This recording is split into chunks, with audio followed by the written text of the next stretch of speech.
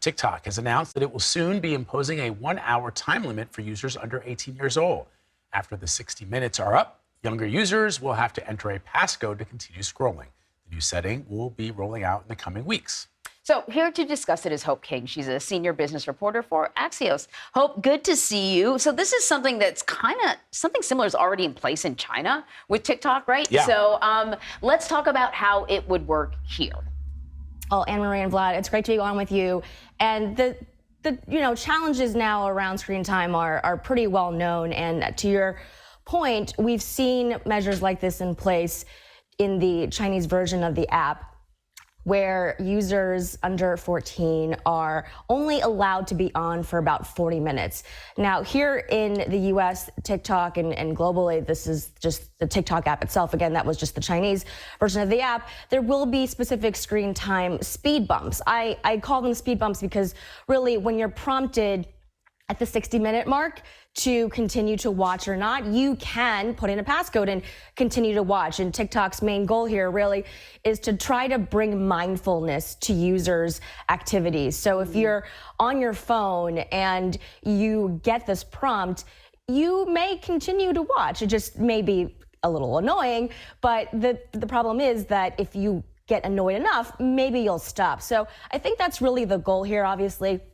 The app, other than really actually shutting itself down, cannot prevent really any of us from continuing to watch. But when it comes to parents, they'll have more controls over their kids' activity. They'll have more monitoring of their time, of how many times they open the app. So I think that's really important to keep in mind, is that TikTok is trying to make it easier for parents to help monitor their kids and to help their kids get off their phones. Well, I mean, TikTok can be a mind suck. Or not a mind suck, a time suck. That's what I meant to say. Time suck. Both. It's both. Yeah, right. Yeah, it's both. Yeah. So I can see how you can lose track of time and be like, oh my God, I've been on for an hour. I can't believe it, So I can see that working in that regard.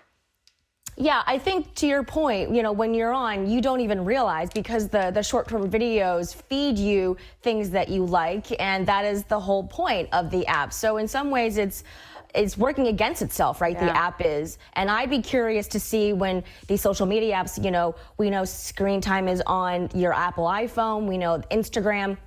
A lot of these apps and phones now have these built-in features to try to help you cut back. But what I want to know is that working? So in TikTok's announcement, they didn't talk about exactly how much time was saved in one of the initial rollouts of the screen time. And I think if they do talk about maybe how much time is cut back, investors might not be too happy that people are spending less time, because obviously they want people to spend more time. So it's a bit of a push and pull here when it comes to these features. Obviously, mental health is important.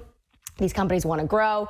But I do think, to your point, when it is a time suck and a mind suck, we are all looking for ways to cut back on our screen time. So, Hope, I want you to break down a little bit more about what you sort of said at the beginning of your reporting, which is that there is a difference in the way children consume TikTok or use TikTok in China versus how they use it here in the United States. I've heard somebody equate it to, in China, the children are fed TikTok, it's spinach, right? And here in the United States, it's opium.